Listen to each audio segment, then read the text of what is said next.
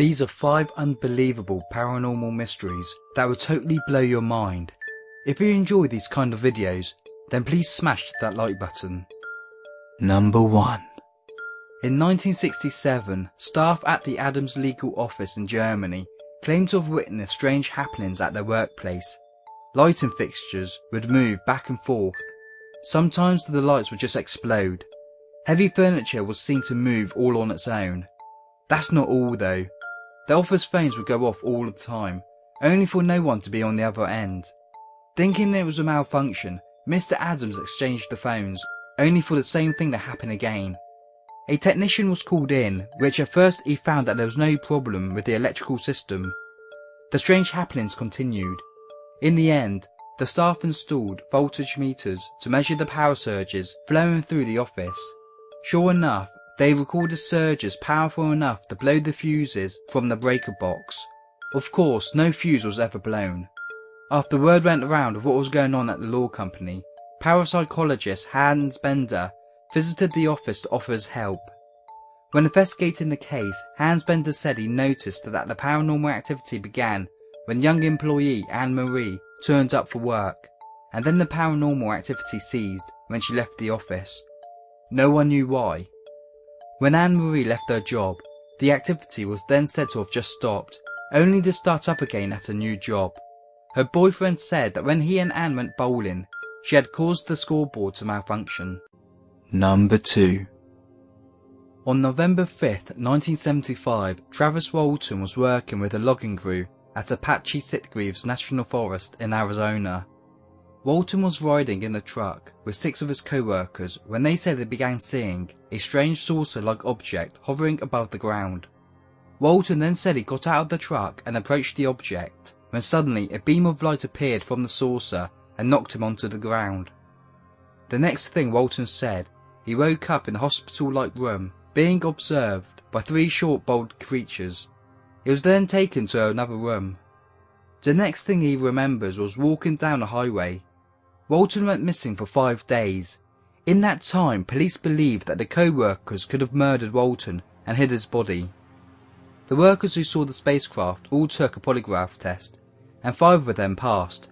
Even Walton had passed a polygraph test that was set up by a UFO organisation who investigates into UFO sightings. Skeptics considered the alien abduction to be fabrication, and that Walton and his co-workers made up the story to make money. In 2008, Travis Walton went on the TV show Moment of Truth. Moment of Truth is a TV show where contestants answer personal questions, and if the polygraph says they were telling the truth, they would get money. The more questions they truthfully answer, the more money they will get. The jackpot after answering 21 questions will get you $500,000, but one false answer under the $25,000 mark and you will leave with nothing. Well, Walton got up to the $100,000 question mark before failing the last question. During the questioning though, it was quite interesting. It was confirmed that he was telling the truth, that he believed the government are hiding information on UFOs. He was telling the truth that he saw a UFO prior to his abduction. He was telling the truth when he answered yes that his alien abduction experience ruined his life. He even passed, saying he wished his co-workers were abducted instead of him. Now, this is when it gets strange. On the $100,000 question, they asked him was he abducted by aliens on November the 5th. He answered yes, where the polygraph said he was lying. I'm not sure about you, but some felt it strange how he could pass a question saying that his alien abduction ruined his life and that he wished his co-workers were abducted instead of him, only to fail the question on the actual alien abduction question. How can you pass a question on admitting that the alien abduction experience ruined your life if you never experienced that abduction? It seems strange. Please let us know of your opinion on the case in the comment section. Number 3. Swanlata Mishra was travelling with her father more than 100 miles away from where she lived when she began to point to the area, asking her father to take her to her house like she's lived there before. The problem was, Swanlata was only 3 years old. Her confused father was puzzled by Swanlata's request, but suddenly became amazed as his daughter began to give him information that she just couldn't have known, telling him where to drive. Her father began to take notes when his young daughter was telling him in great detail of how she lived in the 1930s as a mother to 2 children by the name of Bea Pathak. She would describe where Bea lived with her family before dying of awful pain in her throat. By the time Swanlata was 10 years old, researchers were fascinated with her case. One researcher travelled to the location to verify Swanlata's story. Here he saw the house that Swanlata had described where Bea once lived. The house has since been enlarged, but was still owned by the wealthy Pathak family, who in disbelief verified everything that the professor asked them about Bea Pathak. The family believed it was all a hoax, but were shocked when they eventually met Swanlata, only for her to know certain members of the family by their name without ever being introduced. So convinced that it was all a hoax, some of the members of the family, including Bea's son, tried to deceive the young girl.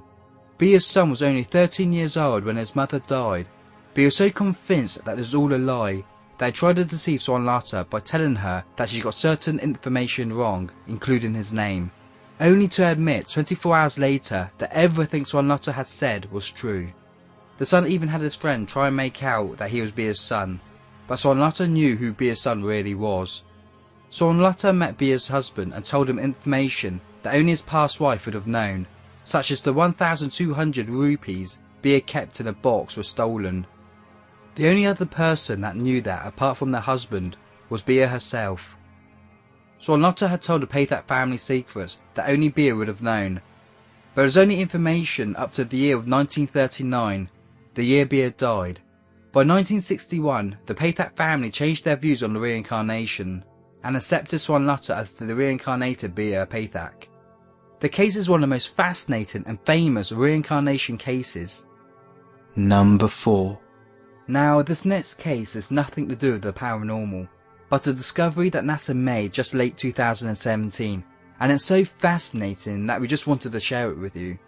In 2017, NASA spotted a planet that they never knew could even exist. This world has been named as WASP 18b, and it's still baffling scientists. WASP 18b is 325 light years from Earth and is surrounded by a thick stratosphere of carbon monoxide with no water. The planet is huge, the size of 10 Jupiters. One thing that scientists are quite certain of is that no life could ever survive on this hellish planet that has been dubbed by some as the Death Planet. The planet orbits so close to its star that it's believed that in less than 1 million years, the planet will collide into its host star. Carl Shepard of NASA said, "The composition of WASP 18b defies all expectations. We don't know of any other extrasolar planet where carbon monoxide so completely dominates the upper atmosphere." Number 5. It all began in the year 1986 when the family moved into a house that was located in St. Quentin in France. It didn't take long for the family to begin to hear strange noises and moans. At first, the family thought they had noisy neighbours, the neighbours from hell, but what they discovered was much more sinister. One day the wife of the family was in the kitchen when she began to see a red substance dripping down the wall that looked like to be blood.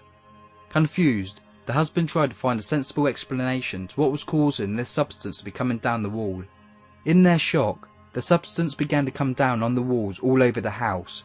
Investigators found in their horror that this red substance coming down the walls was indeed blood.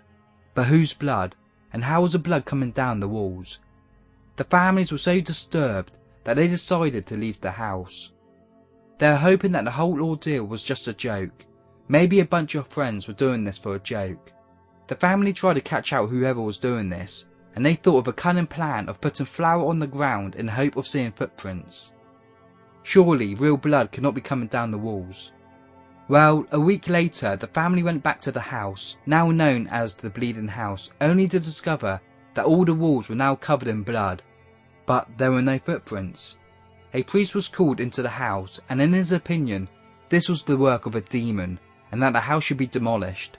When the house was demolished, they discovered the corpses of 50 German soldiers of World War I buried beneath the building. The photos that you now see of the house is the house that replaced the Bleeding House.